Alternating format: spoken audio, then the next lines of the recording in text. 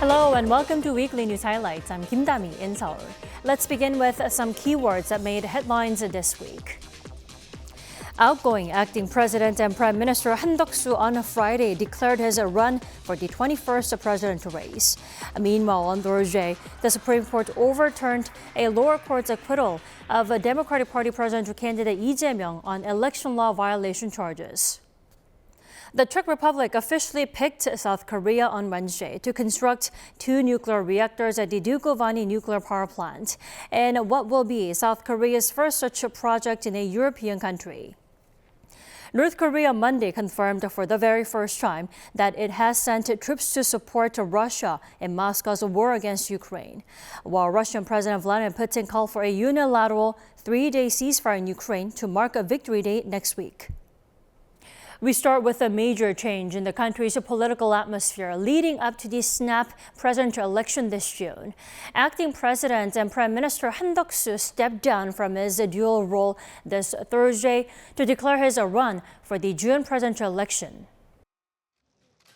Former Prime Minister Han Duck-soo officially announced his run for president on Friday morning, just one day after stepping down as acting president and prime minister. I just can't accept that even trade and diplomacy, which are vital to our national interest, are being used for political fights. I've decided to find a way to contribute for the future of the Republic of Korea I love, and for all of us. Han pledged immediate constitutional reform.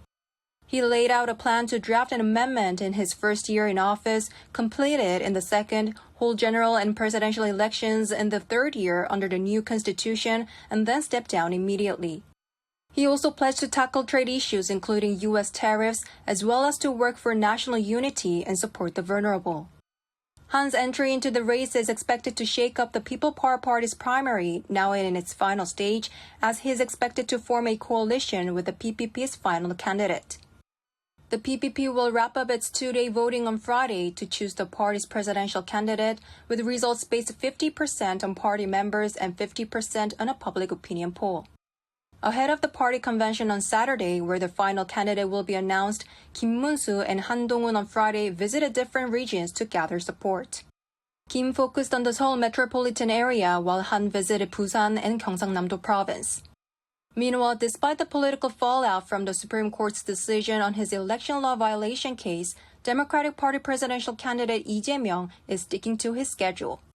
He visited Gangwon-do province to listen to the voices of the people. The Supreme Court on Thursday sent Lee's election law violation case back to the High Court with the intent of a guilty verdict. The DP's election committee on Friday criticized the ruling, calling it an unfair political decision. The National Assembly Legislation and Judiciary Committee, led by members of the DP, decided on Friday to initiate the review of a DP proposed amendment to the Criminal Procedure Act despite opposition from PPP members. The amendment aims to halt legal proceedings once a defendant is elected president. The DP plans to refer the bill to a plenary session next week. 신하영, Arirang News. And on Thursday, the Supreme Court struck down a lower court's acquittal of the Democratic Party presidential candidate Lee Jae-myung on charges of election law violation, sending the case back to the appeals court. Our correspondent Sinayong reports. The Supreme Court has sent the election law violation case of Democratic Party presidential candidate Lee Jae-myung back to the High Court. The top court was split 10-2. It had a full bench oversee the case and reviewed it at an unusual fast pace ahead of the upcoming presidential election. Thursday's ruling follows an appeal by prosecutors against a high court ruling in March that had overturned an initial guilty verdict by a local court. In the initial verdict by Seoul Central District Court in November, it was convicted of making false statements in 2021 leading up to the presidential campaign in the following year. The Supreme Court on Thursday also provided guidelines for determining which statements by candidates are considered false. Regarding the meaning of expressions, the court emphasized that it should be interpreted from the perspective of the general voter, not the candidate or the court itself. When judging false facts, it emphasized that it's important to consider whether the statement is minor and doesn't affect voters' judgment or if it's significant enough to mislead them. In this regard, the court ruled that e-statements are considered as spreading false information under Public Official Election Act. Lee Jae-myung did not appear in court on Thursday as defendants are not required to be present. He said the ruling is completely different from what he believed. The ruling is completely different from what I thought. The law is an agreement by the people, and the will of the people is what matters most. The DP criticized the ruling, calling it clearly political and rushed, and accused the court of unfairly interfering in the presidential election. On the other hand, the People Power Party welcomed the ruling, called for Lee's resignation, and urged the DP to nominate a new candidate. The Supreme Court confirmed that Yi distorted public judgment by spreading false information. That alone disqualifies him as a presidential candidate. Stepping down is just common sense. Yi will now face a retrial at the Seoul High Court. Since the court must follow the Supreme Court's decision, he is expected to be found guilty. The court is expected to hold a sentencing hearing to decide Yi's sentence. Thursday's ruling drew much attention as it could have affected presidential frontrunner Yi's eligibility to run in the upcoming election. With the case sent back for a retrial, his candidacy remains unaffected since a final ruling has yet to be made. However, if he is elected before the ruling, it could spark controversy over whether the trial should be paused during his term. If the ruling comes before the election, and if Yi receives a fine of 1 million Korean won, about $700 or more, he would be barred from running for elections for 5 years, including the June 3rd election. If sentenced to a prison term, the ban extends to 10 years. 신하영, Arirang News.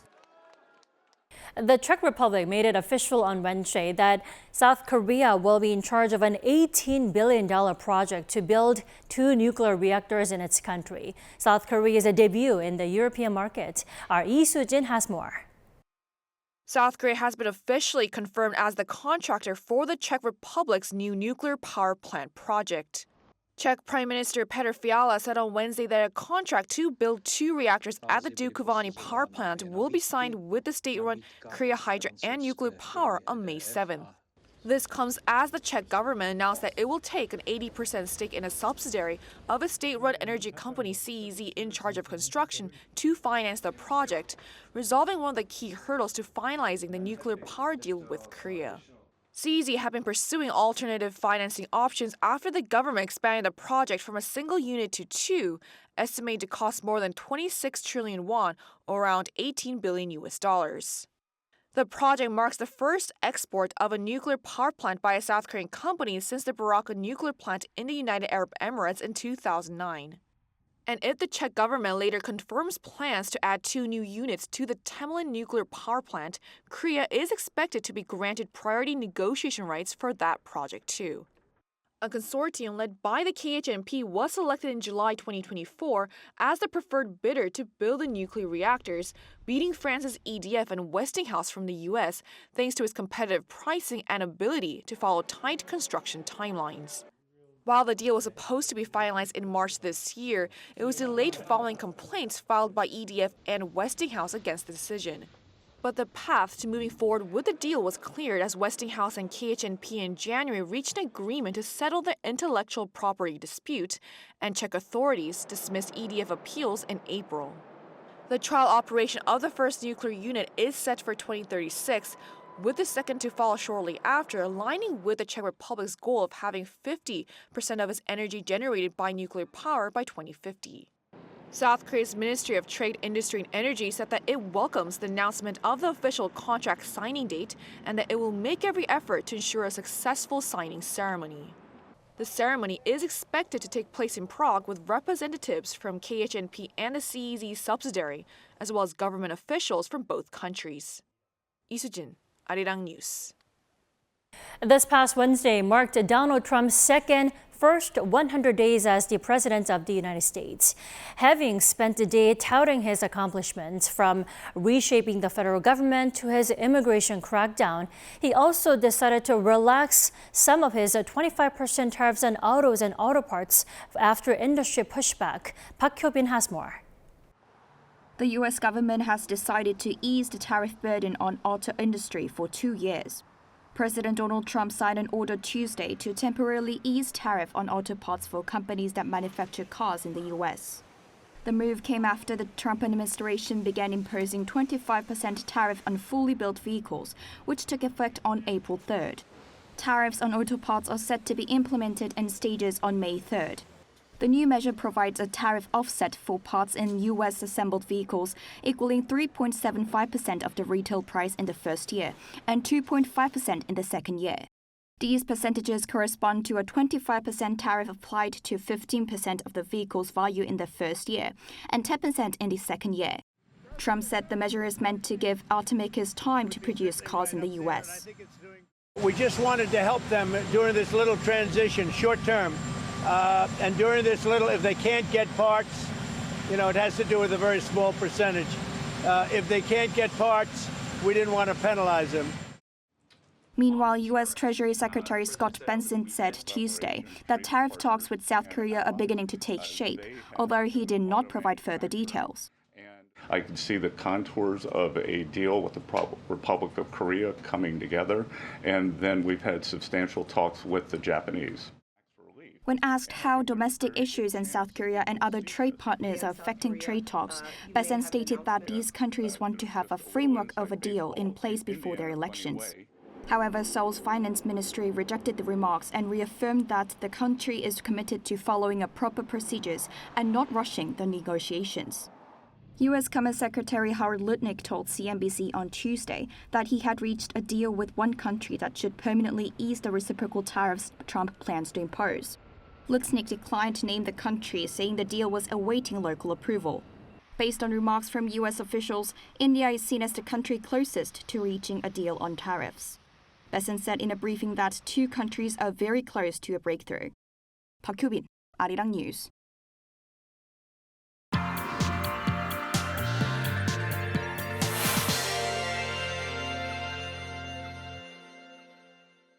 This week, amid ongoing discussions between Seoul and Washington on how to balance trade and ease the tariffs set by the Trump administration, shipbuilding has been highlighted as one area that could deliver a win-win solution for both sides.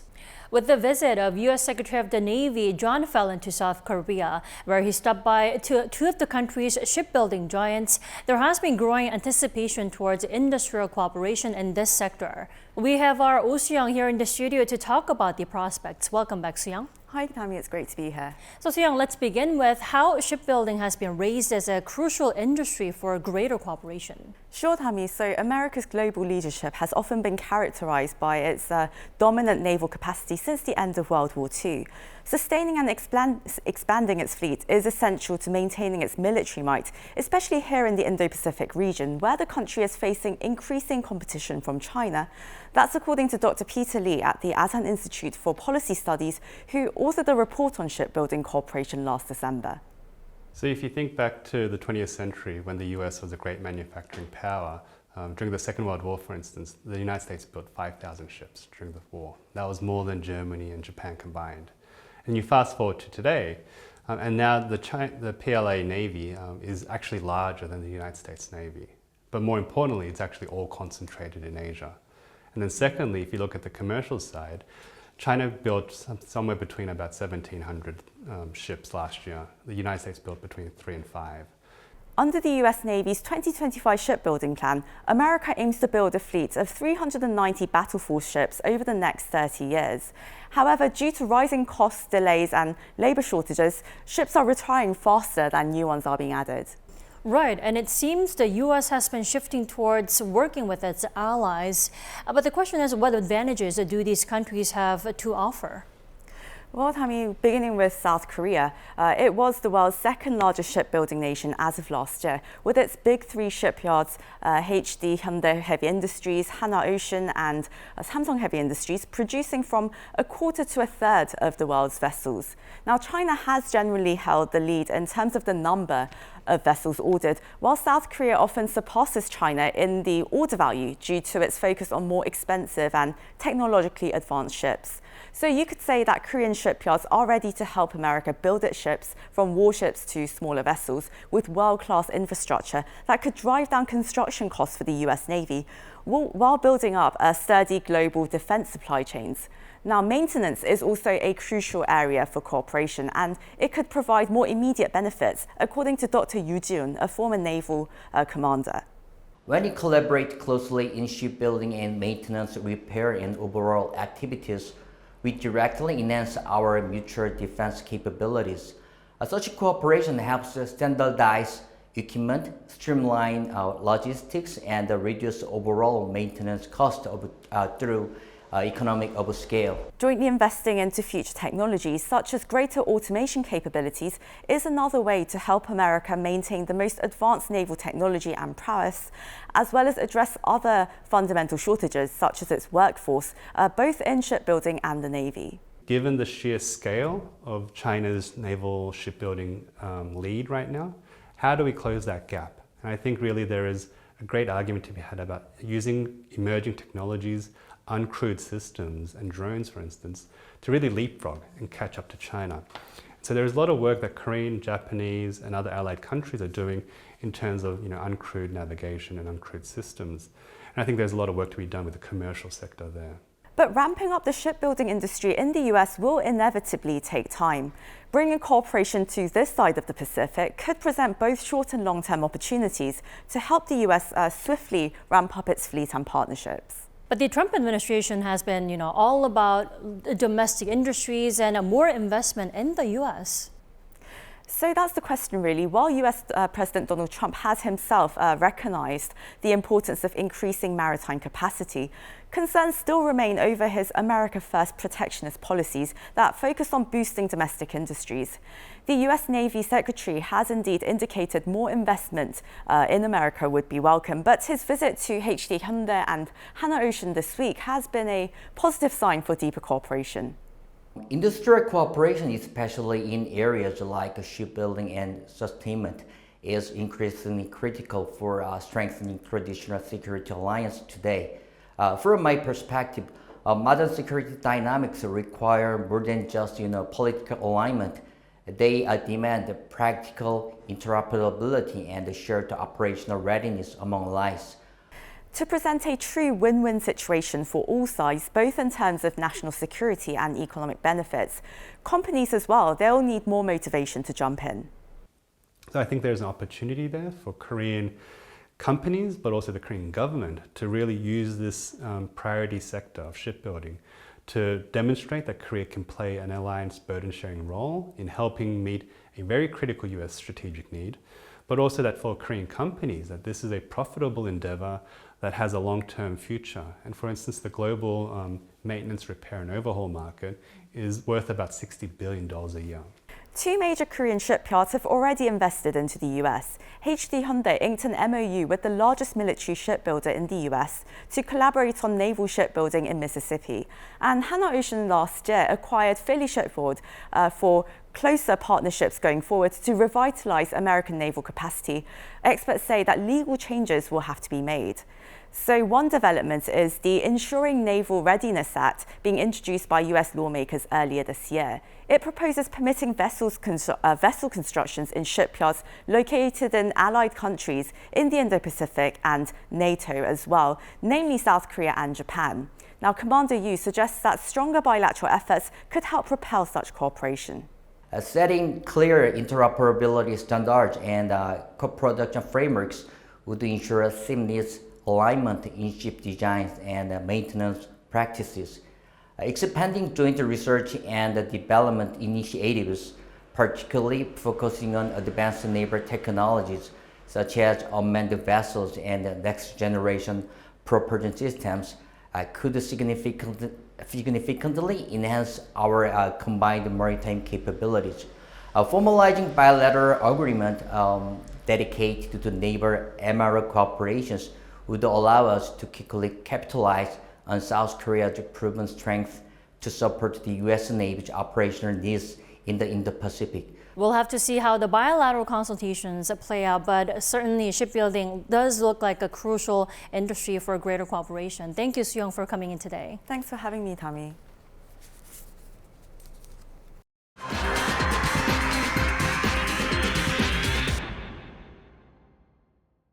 Russian President Vladimir Putin declared a 3-day ceasefire to mark the 80th anniversary of Victory Day. A proposal met with another call from the U.S. for a permanent ceasefire. Our Shin Se-byuk has the details. Russian President Vladimir Putin on Monday unilaterally declared a 3-day ceasefire in Ukraine from May 8th to the 10th to mark the 80th anniversary of Victory Day, 2 weeks after a 30-hour truce over Easter.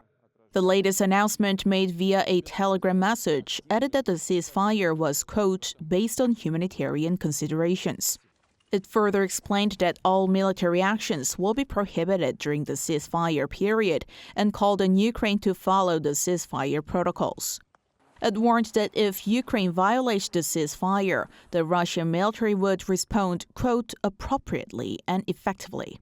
The temporary ceasefire also comes as U.S. President Donald Trump warned on Saturday that he may consider introducing sanctions against Russia if Putin doesn't intend to end the war. However, the White House on Monday stressed that what Trump wants to see is a permanent ceasefire, adding that the U.S. leader has been frustrated with the lack of progress made in peace talks between Moscow and Kyiv. He wants to see a permanent ceasefire. The president has made it clear he wants to see a permanent ceasefire, first, to stop the killing, stop the bloodshed. Ukrainian President Volodymyr Zelensky, in a video speech on Monday, also dismissed Moscow's announcement as, unquote, attempt at manipulation and called for an unconditional ceasefire for at least 30 days. Now, once again, there is another attempt at manipulation.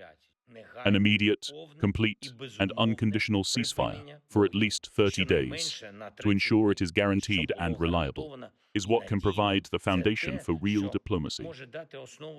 According to one expert, Putin's unilateral ceasefire decision is a gesture aimed at seizing the initiative in war-related negotiations and attempting to negotiate directly with Trump, bypassing Ukraine. If I am a bit blunt here, Ukraine can only resist Russia with the help of the US. So what Putin is trying to do now is that he's trying to negotiate directly with Trump over the head of Ukrainians. He added that Putin's underlying message is clear that he can end the war at any time if his demands are met.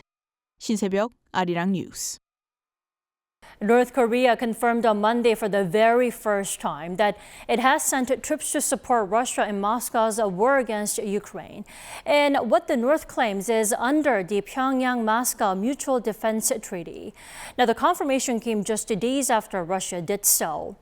Article 4 of the treaty says North Korea and Russia shall immediately provide military and other assistance to the other party if it falls into a state of war due to armed invasion from an individual or multiple states. Since President Putin publicly acknowledged the deployment on the 26th, this revelation from North Korea seems to have been made in coordination with Russia. According to experts, Moscow and Pyongyang likely coordinated their messages to maximize the diplomatic impact. While Russia declaring victory in Kursk, North Korea strategically positioned itself as a key player in this ongoing conflict, both militarily and diplomatically.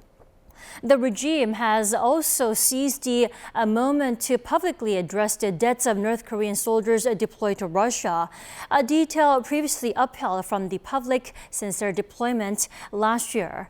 In fact, South Korea's National Intelligence Service confirmed on Wednesday nearly 4,700 North Korean casualties in Russia's war in Ukraine, including at least 600 fatalities.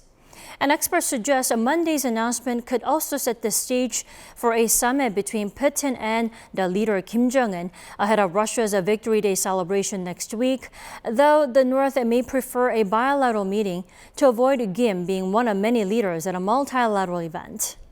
And for those of you here in Seoul with no plans yet for the long weekend, there are still plenty of things to do here in the city because the good old Seoul Festa is back for the spring edition. Our Choi Soo-hyung went to check it out. 3, 2, 1, As K-pop music begins to play, visitors start dancing passionately to the rhythm. Seoul Plaza in front of the Seoul City Hall has been filled with people dancing happily to K-pop songs. At this year's Seoul Spring Festa, the K-pop random play dance event has drawn many foreign visitors who are eager to experience it in person. We're here mainly for the play dance, where you dance, we've seen it a lot online, and we were really excited to come and see one that's actually happening in person since we got here. And I'm also very excited for the random play dance. I've watched so many on YouTube. Aside from the random play event, there's also the Haechi zone set up in one corner of the plaza to mark the first anniversary of Haechi becoming Seoul's official mascot. Families enjoyed taking photos and playing in a variety of fun booths. I had fun making a cute hat with my grandma. It feels like we made a really sweet memory together. I'm really thankful. It's been such a special day with my granddaughter in a beautiful place and perfect weather. In the center of the plaza, the picnic zone was packed with people enjoying a relaxing spring day. There were also sweet music performances under the warm, clear spring sky with nice weather. Visitors laid out mats and watched. This year's Seoul Spring Festa kicked off last Wednesday, offering everyone in Seoul the chance to experience and enjoy a new kind of K-culture. It's hard to define Seoul with just one word because the city has so many different charms. In fact, I believe its diversity and constant change are what makes Seoul truly special. Our festival reflects those qualities, providing different programs every day across various locations. For tourists, it's a great way to experience the essence of Seoul in a concentrated and vivid way. During the festival, new events and shows are taking place across different parts of the capital, including here at Seoul Plaza, Gwanghwamun Square, and Deoksugung Palace. This year's Seoul Spring Festa, full of trendy and exciting fun in the capital city Seoul, will run until Tuesday, May 6th. Yeonghyeon, Arirang News. That is all we have for this weekend. Thank you so much for watching and enjoy the rest of your weekend.